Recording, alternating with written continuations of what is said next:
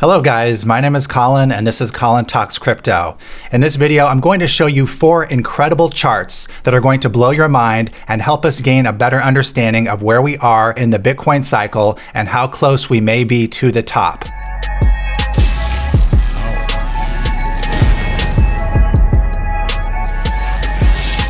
All right guys, so I received 2 charts from a guy named Adels Asumi. And thank you very much for sharing these with me because they are incredible. First of all, we're going to take a look at this chart right here. This is the last bull run, and it really paints a picture of the volatility and the drops and the climbs that we might expect coming up to the next bull run peak. And I would personally estimate we're right about halfway on this chart. This is the last bull run, but if we were plotting ourselves on this chart, I would say we're roughly around here. Now look at how many drops there are, over 24%. 24% is the smallest drop shown on this chart. In fact, most of them are over 30%. And each of the drops is drawn in red. And each of the climbs after that surpasses that high is drawn in black. There are 8 drops of more than 24% on the way up to the last bull run peak. And there are also 8 climbs that are even more than those drops. There are at least 33% all the way up to hundreds of percent climbs. And so there are 8 of those as well. And that leaves us at the peak of the $20,000 Bitcoin price.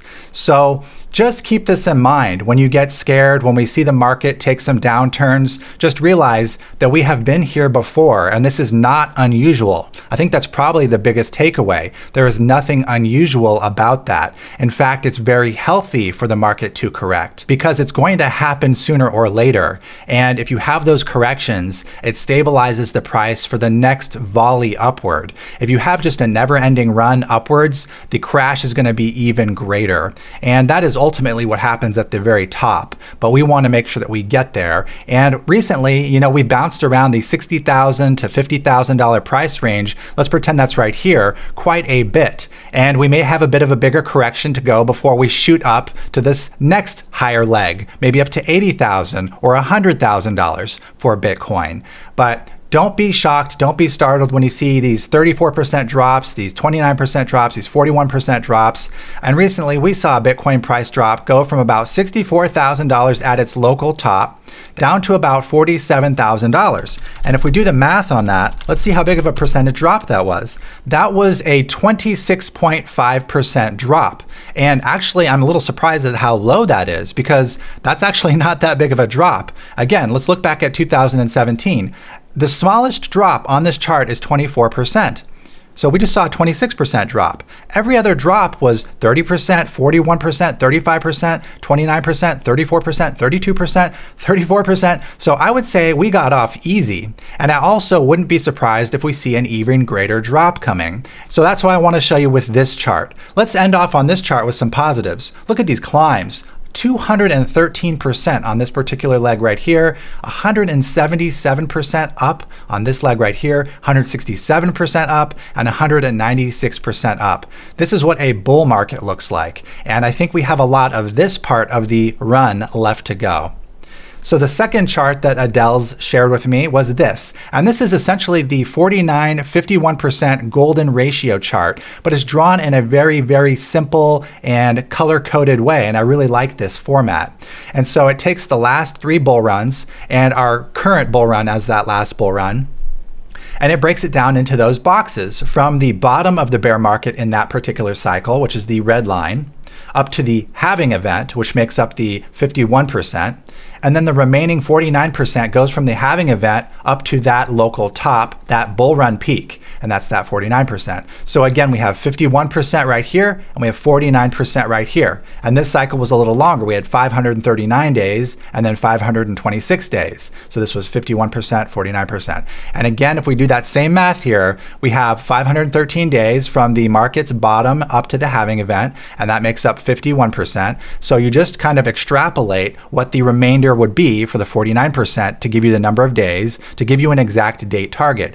And it would be 503 days, and it would take us until just between July and the end of the year. So probably around September, here it is, September 21st, 2021 is this particular model's anticipated peak for the current bull run high. So I just thought you'd like to see that as well. Now for this next part of the video, we're going to talk about the CBBI and two new metrics that I'm looking at adding to the index. Now the CBBI is short for the CORRECTONS Bitcoin Bull Run Index. An index is an indicator based on a portfolio of metrics. And the CBBI in this case is based on a portfolio of these 8 different metrics down here. The golden 51-49% ratio, which we just saw in that last graph, the Bitcoin search term, the stock to flow chart, the pi cycle top indicator, the 2-year moving average, the Bitcoin Trololo trend line rainbow chart, the Ruppel/Nuppel unrealized profit loss chart, and the PWEL multiple charts. But I'm looking at adding 2 more of these. And by the way, there's a chart down here that shows the actual graph every single day back to the last halving of what the CBBI was. And that's the blue line here, and the orange line is the Bitcoin price.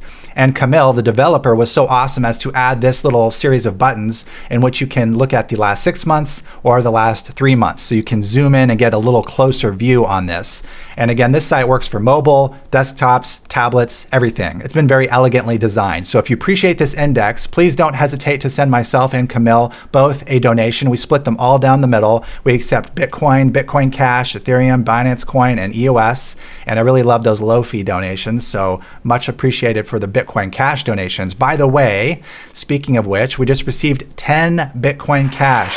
Thank you so much, whoever you are. Thank you so much for that donation.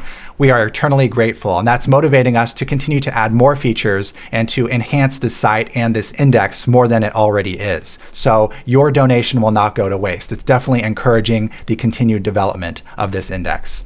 And so with that being the backdrop of what CBBI is, I do accept suggestions. I don't accept all of them. I do take a look into them though. Like someone had suggested I use the Meyer multiple, and I took a look at it, and I just didn't feel like it was reliable enough to determine the actual peaks, but it did look like it was a better bear market indicator. So I'm not going to be adding the Meyer multiple, but thank you very much for suggesting that.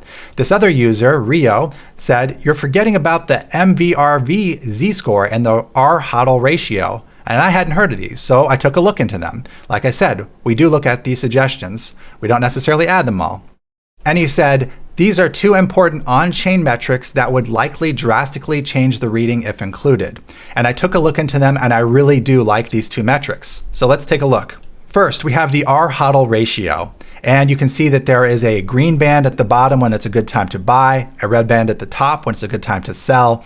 And we have the blue line, which is the Bitcoin price, and then we have the red line, which is the RHODL ratio. And I want to read you a little bit about this chart to show you why I'm so excited about it and to give you a bit of an understanding of why we'll be integrating this most likely into the CBBI. And both of these charts are featured on the Look Into Bitcoin website. A big shout out to Philip Swift, the creator of the Look Into Bitcoin website, as well as he's the creator of the Pi Cycle Top indicator. And Philip Swift has also created this RHODL ratio, which will likely be implemented into the CBBI. So real quickly, let's just go over what this is. The RHODL ratio indicator uses a ratio of realized value HODL waves. It's kind of fancy terminology, so let's break this down. What does that mean? In summary, realized value HODL waves are different age bands of unspent transaction outputs. Just means coins that haven't been spent yet, weighted by the realized value of coins within each band. The realized value is the price of these unspent transaction outputs when they were last moved from one wallet to another. The RHODL ratio looks at the ratio between the RHODL band of 1 week versus the RHODL band of 1 to 2 years. It also calibrates for increased hodling over time and for lost coins by multiplying the ratio by the age of the market in number of days. When the 1 week value is significantly higher than the 1 to 2 year value, it is a signal that the market is becoming overheated. And that's what we want to know in the CBBI, so we know when to take profits. So it says how to use this indicator. This indicator is able to identify with great accuracy the price high of each of Bitcoin's previous macro cycles.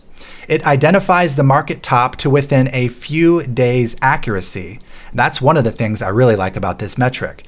RHODL ratio entering into the red band signals that the market is approaching the top of its cycle. This has historically been a good time for investors to take profits in each cycle. And this next part is key as to why I would seriously consider adding this to the CBBI. It says, Unlike other on-chain indicators, our RHODL ratio does not give a false signal to a cycle high in April of 2013. Remember, that's when we had a double top. And if you look on the chart here, you'll see that the RHODL ratio was only midway up. It wasn't in this red band. Most other charts, most other metrics will plot the 2013 peak as one of the bull run tops, when in fact it was really a sub peak. This is one of the few that actually separates that out and distinguishes the true peaks from the sub peaks. And so the RHODL ratio is extremely valuable for that reason. And it says this gives it a unique advantage over other on-chain indicators, and I couldn't agree anymore. And again, that chart and the Pi Cycle Top indicator were both created by Philip Swift, a big shout out. He recently tweeted about our CBBI on his Twitter page, which was awesome. And let's dive into the next chart. The next chart is the MVRV Z-Score. I'm not exactly sure what that stands for. I have a feeling it has something to do with the name of the creator, Murad Mohammadov. And there's M's, V's, I don't see a Z in there. Anyways, I'm not sure exactly what the name. And the creator of this site was David Puel, you might recognize that name, and Murad. And David Puel created the Puel multiple, which you're probably familiar with, but he also created this MVRV in conjunction with this other guy right here. So let's take a look at this chart, and this one's very exciting to me as well. And it has very rapid spikes. Unlike the RHODL ratio, which is a little more gradual on the way up to the peaks, the MVRV Z-Score is a very sudden, sharp trajectory upward when we hit that peak. Much like the Google search trend term shoots up rapidly at the end. This is another real acute indicator, and I really like the acuteness of this. So let's read about this. And there's a lot of data on this screen right here. So the MVRV Z-Score uses blockchain analysis to identify periods where Bitcoin is extremely over or undervalued relative to its fair value. It uses 3 metrics, and I color-coded these exactly the same as on the chart. 1, market value, which is the blue line right here. This is basically the Bitcoin price times the number of coins in circulation, a standard metric you're all used to seeing. Next, we have the realized value, which is the orange line, and that's this smoother orange line right here. Rather than taking the current price of Bitcoin, the realized value takes the price of each Bitcoin when it was last moved. For example, the last time it was sent from one wallet to another wallet. It then adds up all these individual prices and takes an average of them.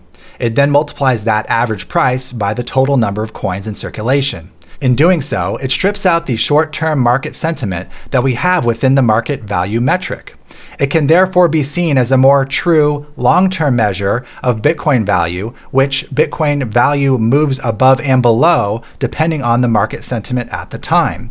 And you can see that the orange line right here has the blue line going above and below it, which is what it's talking about. Next up, we have the Z-Score, which is the red line, and that's the main line that we're interested in here.